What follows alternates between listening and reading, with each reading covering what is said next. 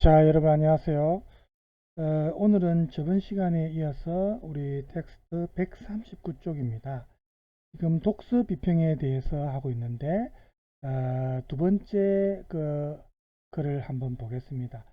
두 번째 글은 메비우스 띠 판홍의 탈식민화론이 갖는 자기 모순의 함의에 대한 고찰 이렇게 되어 있습니다. 이 판홍의 작품 중에 대제의 제주받은 사람들이라는 작품이 있습니다. 이 작품을 읽고 독서 비평을 한 그런 글입니다. 그래서 우선은 이 판홍의 이 작품에 대해서 또 판홍이라는 사람에 대해서 여러분들이 잘 모를 수도 있고 해서 제가 준비를 했습니다. 먼저 판홍에 대해서 한번 알아볼까요? 부터 약 100년의 시차를 가진 인물인 프란츠 파농의 철학을 알아보기 전 그의 철학이 여전히 우리에게 유효한 이유를 그의 책 검은 피부, 하얀 가면에서 살펴보고자 합니다. 이 사람은 여러분이 지금 뭐 보면 알겠지만 흑인입니다. 그러니까 그 당시에 흑인으로서 많은 차별을 받았겠죠. 그래서 그런 인종차별과 관련해서 이 사람이 또 할 말이 얼마나 많았겠습니까? 그래서 이 사람의 책을 통해서 알아봅시다. 먼저 원래 책에 담긴 글을 읽어보죠. 젊은이들 사이에서 프랑스어를 완벽하게 습득하여 프랑스어로 자신을 표현할 수 있는 사람은 엄청난 경외의 대상이 된다. 저 사람 좀 봐. 거의 백인이잖아. 이런 친구를 두고 프랑스에서는 교과서처럼 말한다. 고하지만 마르티니크에서는 백인처럼 말한다고 한다. 그럼 이 내용을 단어 몇 개만 바꿔 다시 읽어보는 건 어떨까요? 젊은이들 사이에서 영어를 완벽하게 습득하여 영어로 자신을 표현할 수 있는 사람은 엄청난 경외의 대상이 된다. 저 사람 좀 봐. 거의 원어민이잖아. 이런 친구를 두고 영어권에서는 교과서처럼 말한다고 하지만 한국에서는 미국인처럼 말한다고 한다. 어떤가요? 그의 철학이 우리에게 어떤 의미로 다가올 수 있는지 조금은 감이 오시나요? 오늘의 주인공 프란츠 파농은 1925년 마르티니크 섬에서 태어났습니다. 이 섬은 당시 프랑스의 식민지였는데요. 그러다 보니 이곳에 사는 사람들 사이에선 백인, 특히 프랑스인들에 대한 막연한 동경과 환상이 생겨나게 되었죠. 파농 역시 마찬가지였습니다. 제2차 세계대전이 일어나자 마르티니크를 떠나 자유 프랑스군 소속으로 참전했고 그 뒤에는 프랑스 리옹으로 가서 약학과 정신의학을 공부했는데요. 그는 스스로를 프랑스인이라고 생각했지만 참전을 위해 스스로 선택한 군대에서도 공부를 위해 간 프랑스에서도 극심한 인종차별을 경험합니다. 이 경험은 훗날 그가 자신의 대표작 중 하나인 검은 피부, 하얀 가면을 출간하는 결정적 계기가 되죠. 이 책은 전 세계 유색인종 공동체에 뿌리내린 식민주의의 정신적, 사회적 유산을 분석합니다. 그리고 다음과 같은 결론을 내리죠. 흑인에게는 하나의 운명밖에 없다. 바로 백인이다 라고 말이죠. 파농의 이 말은 크게 두 가지 의미로 해석됩니다. 우선 첫 번째는 흑인들이 백인처럼 되고 싶어 한다는 의미입니다. 그에 따르면 식민지 국민들은 대부분 식민지 모국 문화에 영향을 받게 됩니다. 가령 파농이 태어나고 어린 시절 보낸 마르티니크 국민들은 프랑스 문화에 영향을 받는 것이죠.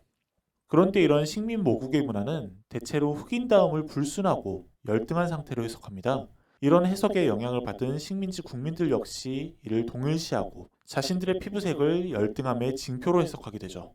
때문에 이들은 이런 열등한 상태에서 벗어나 우월한 상태, 즉 백인다움을 획득하기 위해 노력하게 됩니다. 하지만 문제는 이들이 유색인종으로 태어난 이상 결코 백인이 되지 못한다는 데 있습니다. 자신이 백인임을 확인하기 위해 백인 같은 행동을 하고 서구 사회를 향해 떠난 흑인은 오히려 그곳에서 자신의 진짜 얼굴을 발견하게 되는 것이죠. 두 번째는 백인다움의 반대편에 있는 표현, 즉 흑인다움에 대한 고찰입니다. 다시 말해 흑인성 혹은 흑인다움 또한 백인들에 의해 구성된 것이며 이 관점을 재구성하는 것이야말로 해결책이 될 수 있다는 것이죠.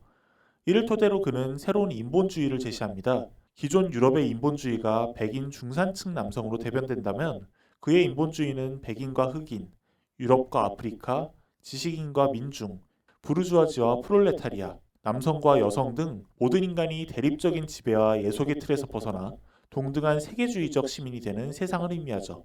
판홍은 자신의 책 검은 피부 하얀 가면을 다음과 같이 끝맺습니다. 나는 이 세계에서 태어난 이상 오로지 하나의 권리가 있다는 사실을 발견했다. 바로 타인에게 인간다운 행동을 요구할 권리다. 때때로 실천 없는 이론은 공허합니다. 하지만 파농은 그렇지 않았습니다. 자신의 이상과 가치를 실현하기 위해 알제리 독립전쟁에 적극적으로 가담한 거죠. 수많은 살해 위협에도 굴하지 않았고 백혈병에 걸려 죽어가는 동안에도 운동을 이어갔습니다. 그가 죽기 4개월 전 그의 친구 타예백에 보낸 편지의 일부를 낭독하며 이야기를 마쳐볼까 합니다. 죽음은 항상 우리와 함께 있다. 중요한 건 우리가 어떻게 죽음을 피할 수 있느냐가 아니라 우리가 스스로 생각하는 바를 최대한 이루었느냐의 여부다. 무엇보다도 우리 자신을 노예처럼 내던질 수 있는 이유, 즉 민중을 위한 대의, 정의와 자유의 대의가 없다면 우리는 이 세상에서 아무것도 아니다.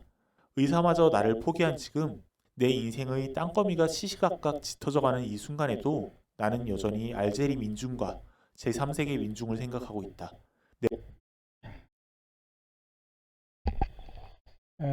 이제 이 파농이라는 사람에 대해서 우리가 조금 알아봤고요. 먼저 이거 이제 파농이라는 인물에 대해서 지금 잠깐 들어봤지만 이제 지금 독서 비평은 파농의 이제 저서 중에 대지의 제주받은 사람들이라는 책입니다. 지금 이게 책 표지거든요. 이게 이제 그래서 이제 아까도 동영상 속에서도 나왔지만 프랑스령인 그 마르티누크스에서 이 사람이 태어나서 자랐는데 이제 프랑스에서 의학을 공부한 의사였습니다. 그리고 알제리, 북아프리카 알제리 민족 해방 운동에도 적극적으로 참여했던 그 혁명가이기도 합니다. 그래서 이 사람이 결국 유작이 되어 버리는데 이 작품을 쓰고 이제 나중에 죽게 되죠. 백혈병 때문에. 대제의 저주받은 사람들은 1961년작인데 이 사람의 저서 중에서도 가장 논란이 많았던 작품입니다. 그 알제리 독립투쟁이 진행되는 과정에서 이미 독립을 이룬 아프리카 여러 나라들의 그 상황을 통해서 독립 이후에 그 사회가 나아가야 할 방향과 혁명에 대한 상을 보여주는 그런 저서라는 긍정적인 평가도 받았지만 또 부정적인 평가도 많거든요. 이제 반응과 관련된 유화지요. 그래서 한국어판은 2002년 실천문학사라는 출판사에서 출간이 되었는데 이 서문에 보면은 이런 글이 있습니다. 인간이란 존재가 민족의식 및 정체성의 위축과 폭력이 지배하는 상실의 시대에서 살아갈 때 어떤 일이 벌어질지 알고 싶다면 대지의 저주받은 사람들을 읽어야 한다. 이런 표현이 있습니다. 그래서 이 파농의 책이 그 제국주의 국가의 강제로 합병된 이 식민지 국가의 민중 그리고 노예화된 삶을 사는 어떤 개인의 해방, 즉 탈식민화를 다루는 내용입니다. 그래서 반홍이 국가와 민족과 개인의 탈식민화를 누구보다 먼저 분석해낸 그런 사람이라고 볼 수 있고 우리나라에서도 1990년대 후반에 기지촌 지식인 문제제기에서 비롯된 이 탈식민주의 비평 혹은 논쟁에서 원점이 되었던 인물이 이 반홍입니다. 그래서 이제 이 책이 어쨌든 우리나라에서도 번역서로 나와 있고 여기 이제 목차가 나와 있죠.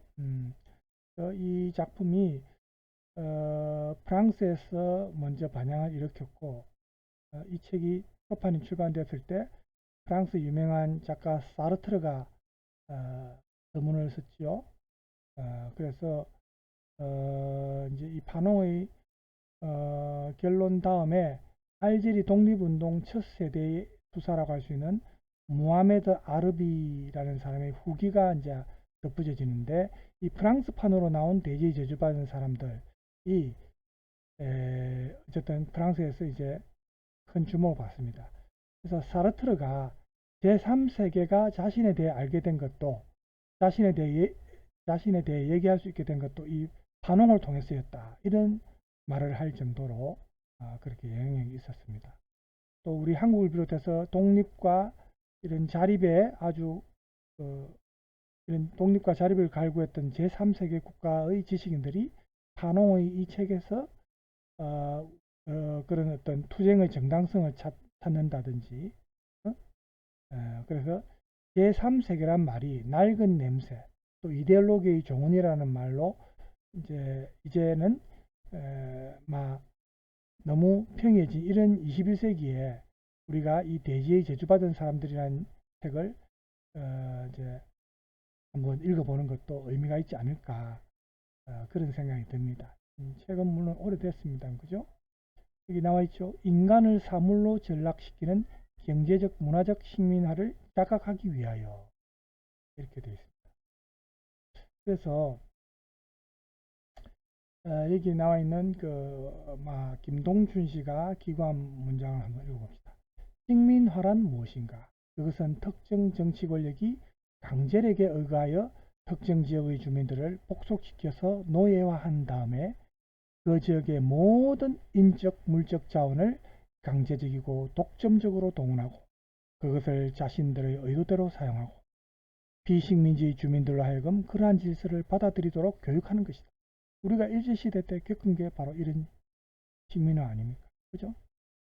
이런 점에서 생각해 본다면 식민화란 정치적, 개인적 주권의 상실과 동일한 것이다. 철학적으로 본다면 식민화된 민족 혹은 식민화된 지역의 주민은 자신의 재산권의 행사, 운명의 설정, 그리고 자기 삶의 방식을 선택하는 데 주인이 되지 못한다. 따라서 식민화란 1차적으로 정치, 경제적 지배가 관철되는 상황인 동시에 피지배자가 자신의 모습이나 주장을 있는 그대로 표현하지 못하고 정신적으로 의존하는 상황을 통칭한다고 볼 수 있다. 이렇게 김동춘 씨가 우리나라 사람이죠. 식민화에 대해서 얘기를 했습니다. 자, 이렇게 식민화된 사람들은 그 식민화된 사람들의 그 민족의 어떤 정체성이 위축되고 폭력으로 억압당하는 그런 어떤 상황에서 살아가지 않습니까? 그죠? 우리도 드라마나 이런 데 보면 일제시대 때 얼마나 많은 사람들이 폭력으로 지배당했습니까? 그죠? 경찰서에 끌려가서 고문당하고 그렇죠?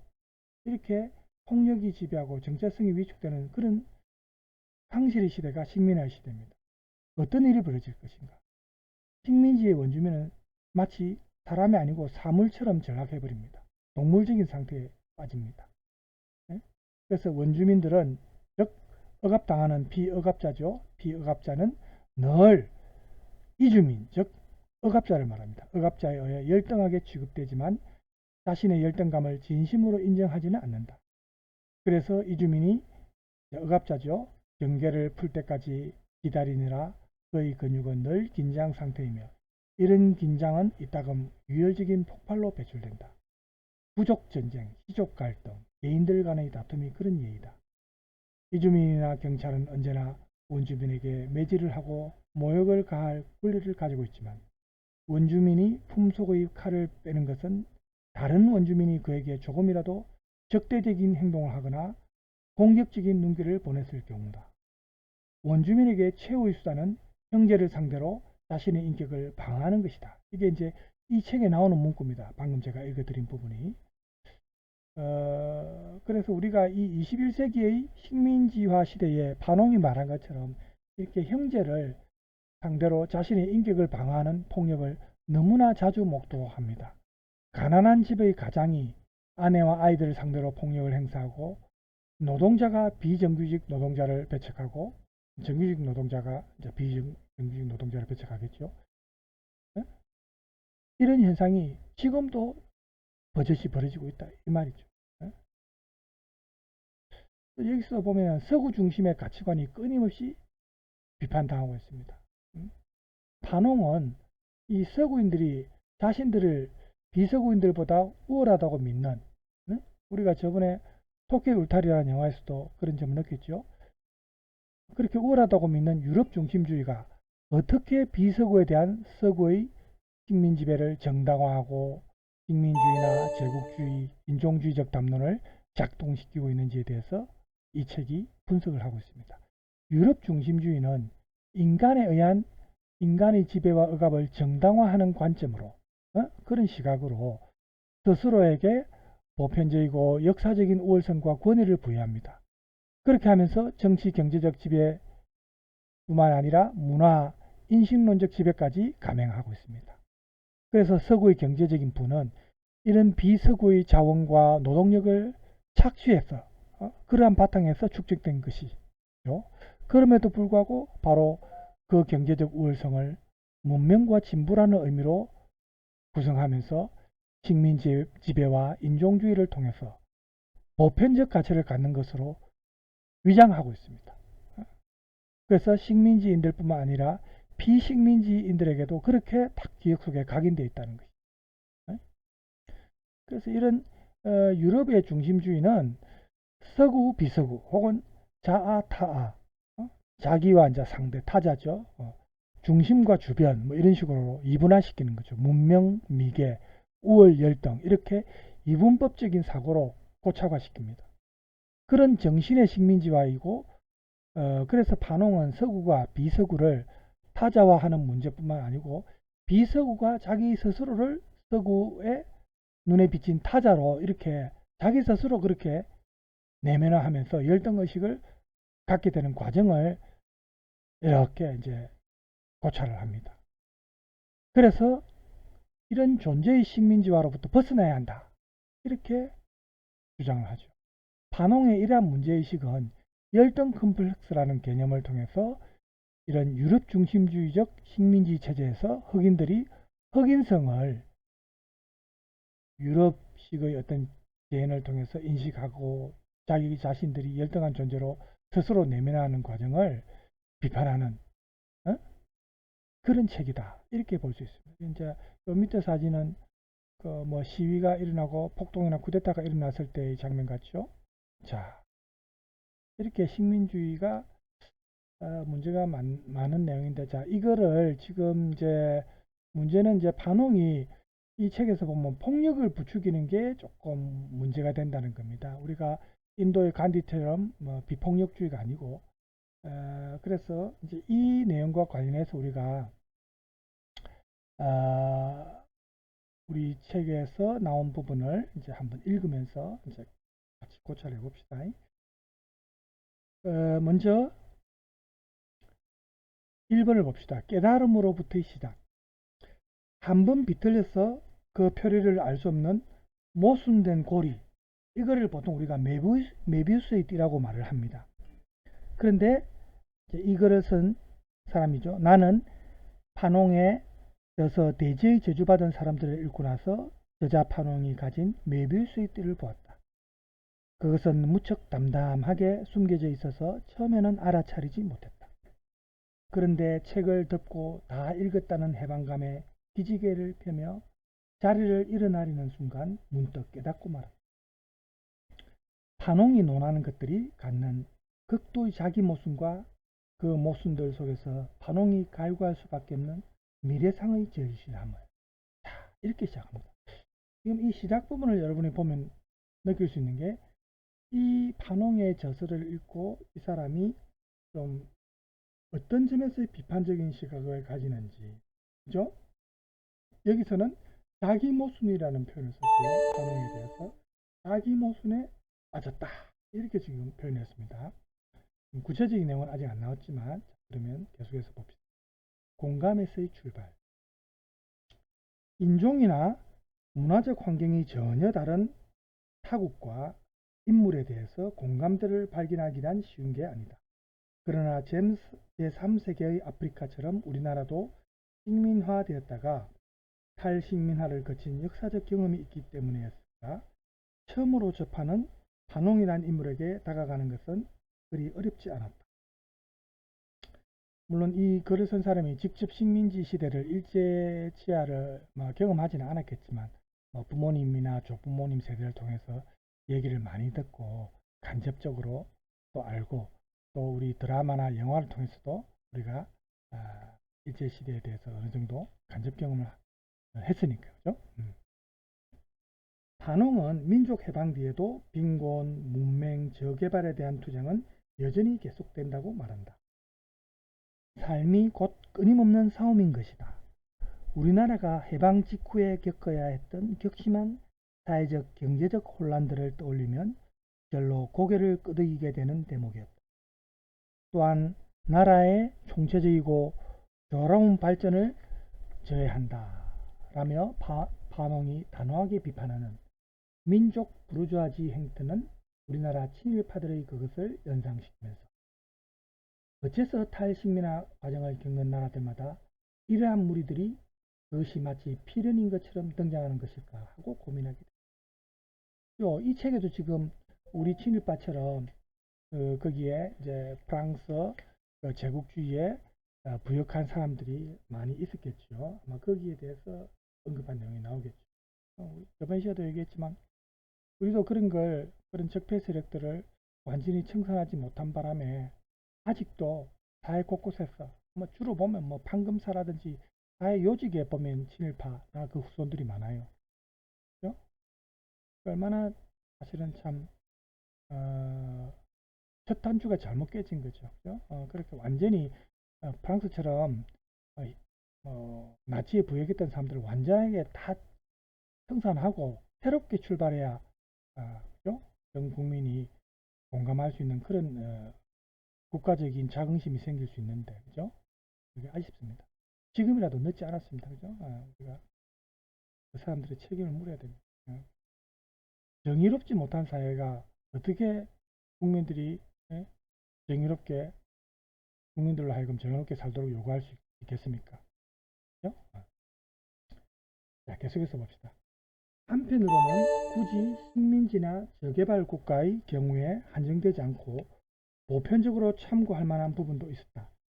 가장 인상 깊었던 것으로 원주민 출신 공무원과 전문가들에게 도표와 통계 수치에만 매몰될 게 아니라 민중의 마음속으로 파고들어야 한다.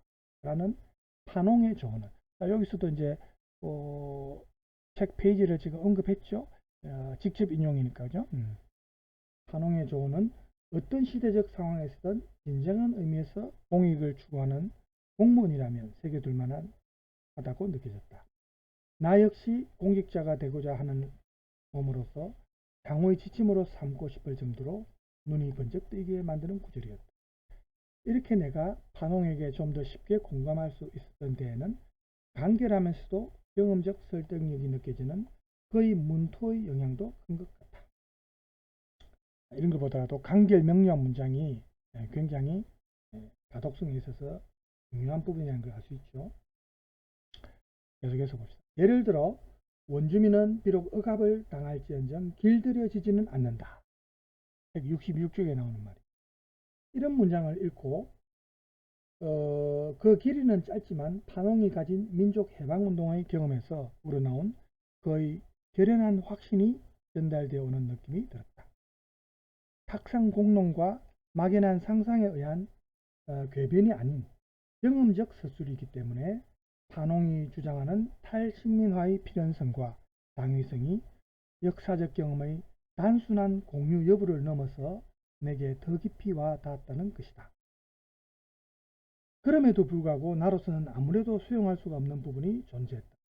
판홍이 이 책에서 저장에서 결론에 이르기까지 가장 역설하는 것 바로 폭력에 대한 논의였다. 그러니까 지금 이제 여기까지는 지금 보면 이 판홍의 저서에 대한 공감하는 부분들을 우선 언급했습니다. 그 다음에 이제 이분이 공감하지 못하는 부분, 폭력에 대한 논의가 이제 독서 비평에 해당되죠. 이 부분을 이제 한번 우리 읽어볼까요, 같이. 3. 공감할 수 없는 부분에 느낀 불편 그리고 의문. 판홍은 원주민들에게 폭력으로서 이주민들에게 맞서라고 종용한다. 처음에는 폭력이 어떠한 상징성을 갖춘 비유적 표현이겠거니 했으나 판홍이 이야기하는 것은 확실히 절대적 폭력이었다. 탈식민화를 위해서 식민지 민중에게 유일하게 가능한 것은 폭력이며 그 성격은 긍정적이고 창조적이라는 것이다. 이제 책에 바로 이렇게 긍정적이고 창조적이라고 폭력을 이렇게 미화하고 있습니다. 판홍은 폭력이 민중을 단결시키고 개인적 차원에서는 열등감과 좌절, 무기력을 없애주고 용기와 자존심을 되찾게 해준다 라고까지 말한다. 어떤 경우에서든 비폭력과 대화를 통한 문제 해결을 최우선으로 할 것을 교육받아오고 또 그것이 바람직하다고 믿어 의심치 않았던 나로서는 판홍의 이러한 폭력론이 충격적이고 낯설었다. 그렇죠? 아까 인도의 비폭력주의 간디 얘기를 제가 잠깐 했지만 우리도 일제차에서 3.1 독립운동 할 때 유관순 열사도 그렇고 전부 비폭력으로 저항하면서 목숨을 잃으면서 비폭력으로 저항했지만 어쨌든 독립을 쟁취했습니다. 그죠? 자, 계속해서 봅시다. 행정학이나 정치학에서 국가 권력을 논할 때도 폭력이라는 표현이 등장하긴 하지만 그것은 매우 조심스럽고 신중하게 사용된다. 물론 반홍이 대면하는 것이 식민지로서 핍박받고 착취당하는 피해자의 입장이라는 점에서 완전히 이해 못할 주장은 아니다. 그러나 방법은 폭력뿐이라고 단정하는 것은 매우 위험한 발상이라고 생각했다. 앞서 반홍에게 공감하는 데 도움이 된다고 했던 그의 간결하고 단언적인 문투마저도 본문의 내용이 전개될수록 점차 반홍의 폭력 예찬론적인 성격을 대변하고 있는 것만 같아서 거북하고 책을 계속 읽어나가기가 어려질 정도였다.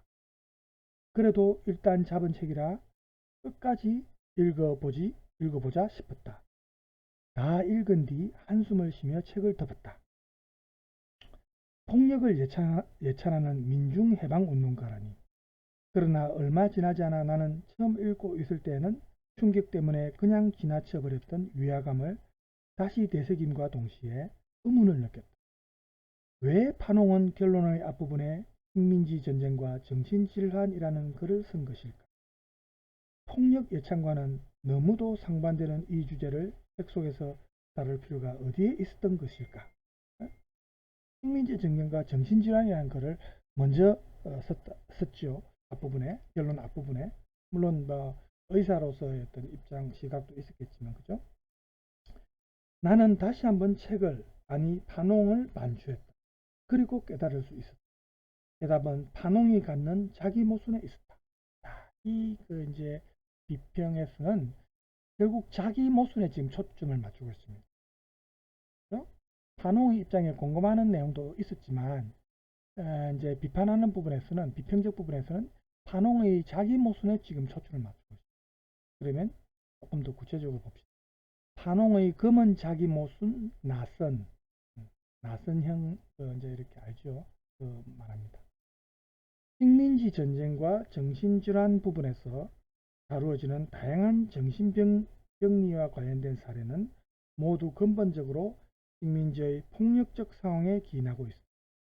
글 속에서 판홍은 정신과 의사로서 환자를 관찰하고 진료한 기록을 담담히 담아낼 뿐 놀라우리만치 사적인 감정을 드러내지 않는다. 이주민과 원주민 양쪽 모두에게 동정도 분노도 하지 않는다. 다만 그들의 병리 현상과 원인에 대해서 집단별로 분류하여 간단하게 서술하고 있을 뿐이다.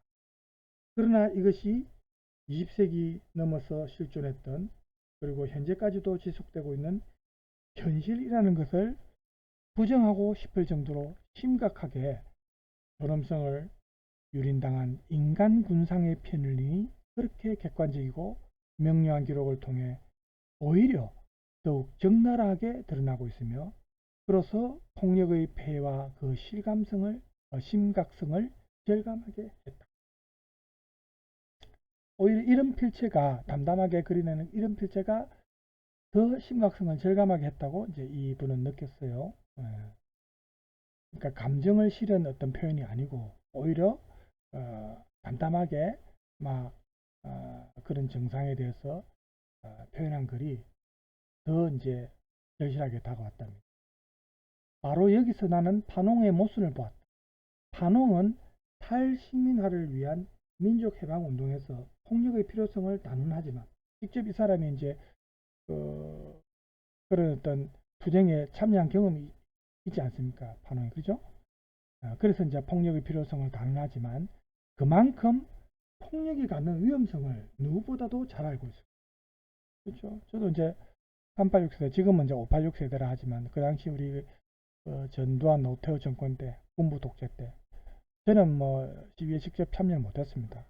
저는 좀 겁이 많아서 그런 것도 있겠지만 화염병 뭐 이런 거 날아다니고 최루탄이 날아다닐 때 그 최루탄에 또 바로 맞으면은 사망할 수도 있거든요. 굉장히 사실 위험합니다. 그 시위에 참여한 사람들 목숨을 내걸고 하는 거예요, 사실은. 그죠? 여기도 마찬가지 아닙니까? 그죠? 그래서 계속 읽어보면 내가 처음 책을 읽는 동안에는 반감에 사로잡혀 알아채지 못했지만 반홍은 폭력을 예찬적 감정에 기반을 두어 논하고 있는 게 아니었다. 그렇다. 반홍은 폭력 예찬론자가 아니었다. 반홍이 갖는 자기 모순은 이주민의 원주민에 대한 폭력이라는 잘못된 시작으로 인하여 비틀려버린 식민지 현실 속에서 어쩔 수 없이 생겨난 것이다. 이주민은 이제 억압자들이죠. 식민지를 만든 그죠? 원주민은 이제 억압당하는 사람들이죠. 이주민의 원주민에 대한 폭력. 이게 이제 시작인데 이 잘못된 시작 때문에 비틀려버린 식민지 현실. 거기에서 생겨난 거라. 경제 성장을 위한 자원과 노동력을 착취당하고 인종주의 때문에 지배국에 의해 수천 수만 명이 학살당하고 부족 간의 내전까지 일어나 어디서 어떻게든 안주하기 힘든 식민지 민중들에게 이제껏 평화 속에서 풍요로운 삶을 살아온 내가 당연하게 생각한 대환이 타협해야 하는 것은 배부르고 유치한 발상에 지나지 않는 것이다. 이런 생각까지 이제 들었던. 반홍은 정신과 의사로서 그리고 운동가로서 식민지의 중심에서 활동한 모든 경험을 통해 제3세계의 원주민에게는 정말로 폭력만이 최종적이자 궁극적인 해결 수단으로서 남았다는 결론을 내렸다. 하지만 거기에 자포자기의 감정은 느껴지지 않았다. 민족 해방은 필요하다. 거기에는 폭력이 유일한 해결책이다. 폭력의 폐해는 이러이러하다는 것을 알고 있다. 그러나 이러한 폭력 속에서 벗어나기 위해서라도 폭력이 필요하다. 이르서라 농민들이여 우리들만의 제3세계를 만들자. 결국 이 작품 대제에 저주받은 사람들이라는 이 작품은 반홍이 오로지 제3세계의 자유로운 미래를 그리면서 자기 모순의 그런 나선형 속에서 민중을 향해 희망을 부르짖는 대몽의 목소리인 것이다. 자, 마지막 우리 이 독서 비평의 마지막 귀결을 읽어봅시다. 깨달음의 귀결입니다. 사실은 이렇게 쓰고 나서는 한 줄 띄우는 게 좋습니다. 이렇게 붙였는데 한 줄 띄우는 게 좋습니다. 21세기 현재 우리나라는 이미 탈식민화를 넘어섰으며 빠른 경제 성장을 통해 저개발 국가에서도 벗어났다. 이제 이 책이 쓰여진 지가 몇 년 돼서 그렇지 지금 우리가 사실은 선진국 대열에 들어섰습니다. 경제적으로도 지금 일본이 이제 우리보다 뒤처지기 시작하는 그런 통계 수치가 많이 나오고 있죠. 물론 식민지 역사의 진정한 종지부를 찍기 위해서 아직 해결해야 할 문제들이 많이 남아있다. 일본과의 배상 문제와 국민의 정서 통합 등이 그것이다. 그렇지만 우리나라는 적어도 피를 피로써 씻는 것만이 유일한 해결책인 그런 괴로운 단계는 이미 오래전에 끝났다. 그렇죠? 그런 단계는 우리는 이미 끝났습니다. 우리는 어느 누구도 따라잡고 싶지 않다면서 그리고 제3세계에 할 일은 인간의 새 역사를 시작하는 것이다. 320쪽에 나옵니다. 이렇게 말한 반홍. 이 반홍이 대제의 저주받은 사람들을 집필한 후 지금 한 50년이 지났어요. 이 책에서는 40년이지만 그죠? 그 사이에 아프리카를 비롯한 제3세계 국가들의 상당수가 식민지에서 벗어났습니다. 탈식민화 하였지만 걷잡을 수 없이 피폐해진 경제 상황과 부패한 독재 정권, 자전내란으로 여전히 그들은 고통받고. 그러니까 아프리카가 참 아쉬운 게 이렇게 어렵게 해서 독립이 됐는데 그 독립해놓고 나서 보면 전부 독재자들이 또 집권해가지고 부정부패한 국가들이 많아요. 응? 그렇죠? 그게 좀 안타깝습니다. 자기들 스스로 어쨌든 판단해야 될 문제지만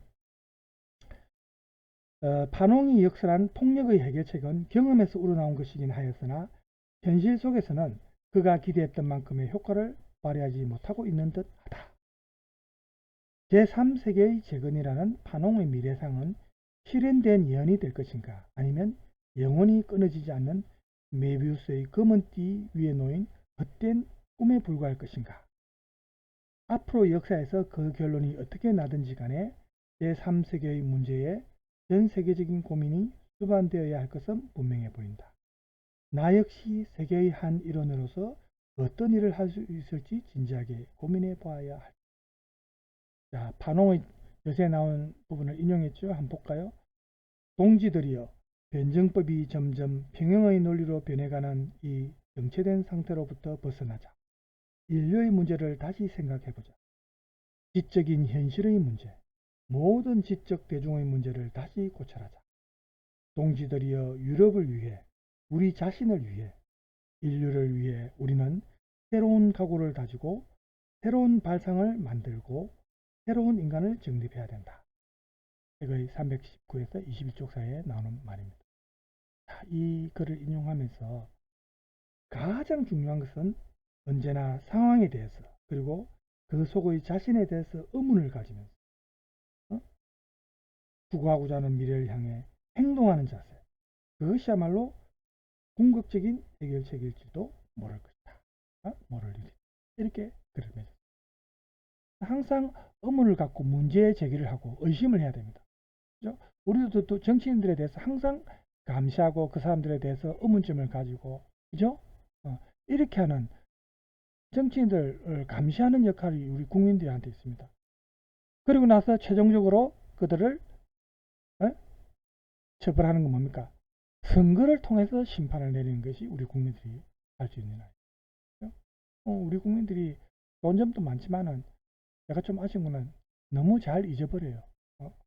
우리가 물론 인간이 망각의 동물이라고는 하지만 어떤 부분에 대해서 저 사람은 다음 선거에서 절대로 뽑아줘서는 안 된다. 우리가 선거라는 것은 최상의 인물을 뽑는 것이 아니고, 그죠?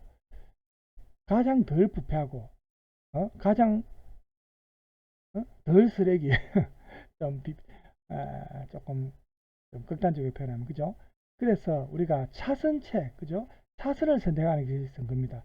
정말 뛰어난 그런 사람이 선거에 잘 나오지도 않지요. 그런 사람도 일반인으로 생활하는 사람 많은데. 그래서 우리가 선거를 할 때 이 사람은 절대 해서 안 된다는 사람을 제거하는 게 목적입니다. 그런 사람을 떨어뜨려야 돼요.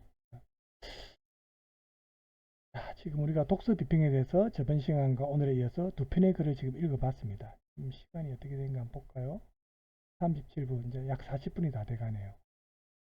그래서 우리가 이렇게 지금 어쨌든 이 독후감 경시대에서 수상한 두 편의 글을 저번 시간과 오늘까지 이렇게 두 편의 글을 읽었는데, 지금 이 사람들의 글이 나름대로 잘 쓴 글들입니다. 독서 비평에서는, 그죠?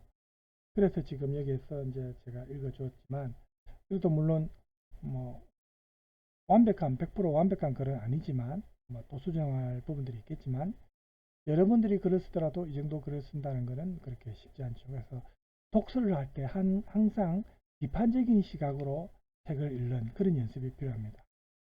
물론 처음부터 책 내용보다는 뭐든지 꼬투리 잡아서 비판할 부분만 찾으려면 안 되죠.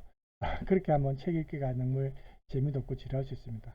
한 번쯤은 처음 읽을 때는 그대로 책 내용에 몰입해서 보고, 그 다음에 읽을 때는 자기가 몰입해서 그 책에 대해서 감명을 받은 책이라 하더라도 그 다음에 읽을 때는 조금 비판적 시각에서 또 한번 보는 겁니다.